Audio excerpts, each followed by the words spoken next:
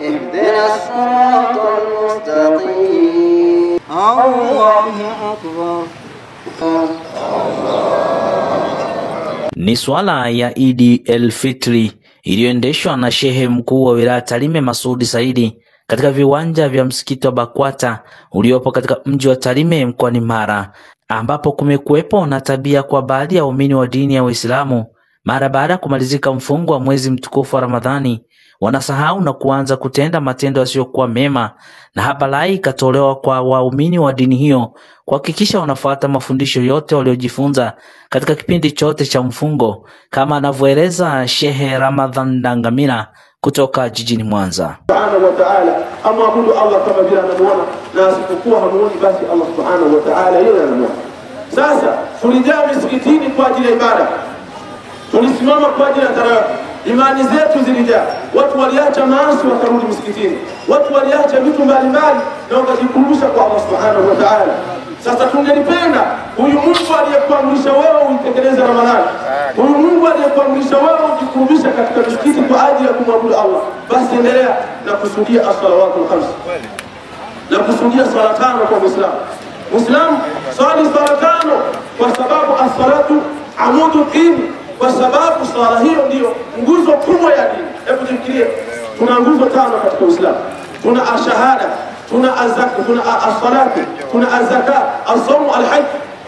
Sawa, umeshatamka shahada, tunajua wewe ni Muislamu, umeshachukua tiketi ya kuingia katika Uislamu, lakini ndani ya Uislamu kuna vitu unatakiwa kufanya. Ulipotoa shahada umepewa ufunguo, tiketi ya kuingia ndani ya Uislamu. Mbele yako unaambiwa uswali swala tano, mbele yako unaambiwa utoe zaka, baada ya hapo unaambiwa ufunge, na baada ya hapo unaambiwa uende kuhaji. Lakini katika hizo nguzo zote tano kuna nguzo mbili tu watu wa kawaida tunaziweza, wengine hawaziwezi isipokuwa ila rahma Allah. Ya kwanza kabisa swala la zaka. Mimi na wewe hatuna uwezo wa kutoa zaka. Huenda katika bunge tuwe na kilo 750, 750 huwe na kilogramu 750 uweze kutoa zaka. Huenda kilimo chako hakiwezi, hauwezi kufikisha hizo kilo. Kingine katika wanyama huwe na ng'ombe 30. Hata hivyo waumini wa dini ya Uislamu mkoani Mara wakakiri kufuata mafundisho yote waliofundishwa katika kipindi chote cha mfungo wa mwezi mtukufu wa Ramadhani, kama wanavyoeleza Sofia Mtongoli na Bwana Ahmed Feruzi mara baada ya kumalizika kwa swala ya Idi el-Fitri. Kuhakikisha kabisa kwamba dini yetu ya Uislamu inakuwa sio ile dini inayokuwa na maadili ndani ya mwezi mtukufu wa Ramadhani, na mwezi ukiisha kila mtu anafanya mambo yaliyo machafu ambayo hayapendezi jamii. Kingine nilikuwa naomba ndugu Waislamu, tuna ujenzi wa msikiti, tusichoke kuchanga kwa ajili ya kuendeleza msikiti wetu.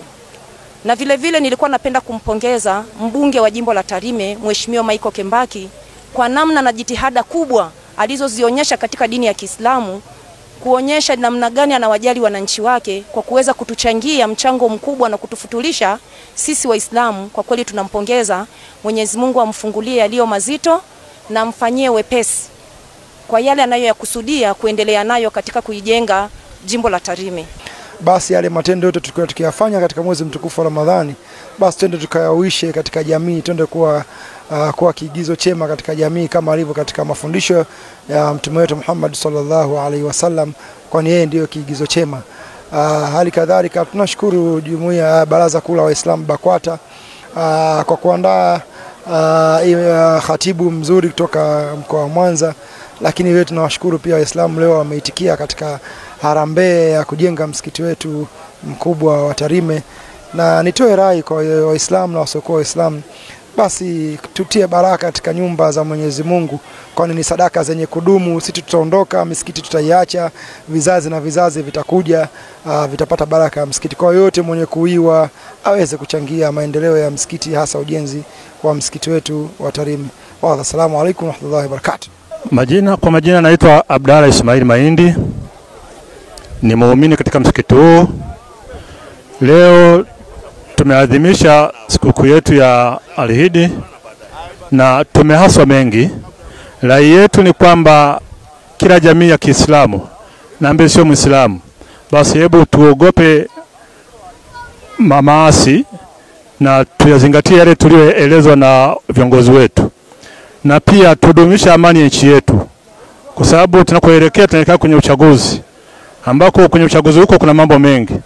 Sasa tuombee nchi yetu, tuombee viongozi wetu, na tuondoke katika mabara yoyote yale, ili tuweze kueneza amani iliyo bora ya Uislamu na umma kwa ujumla. Kutokana na msisitizo huo kwa waumini wa dini ya Kiislamu, huyu hapa ni Shehe mkuu wa wilaya Tarime, Shehe Masud Saidi, ambapo amewataka Waislamu kuzingatia maadili mema kwa kipindi chote hata mara baada ya kumalizika kwa mfungo huo.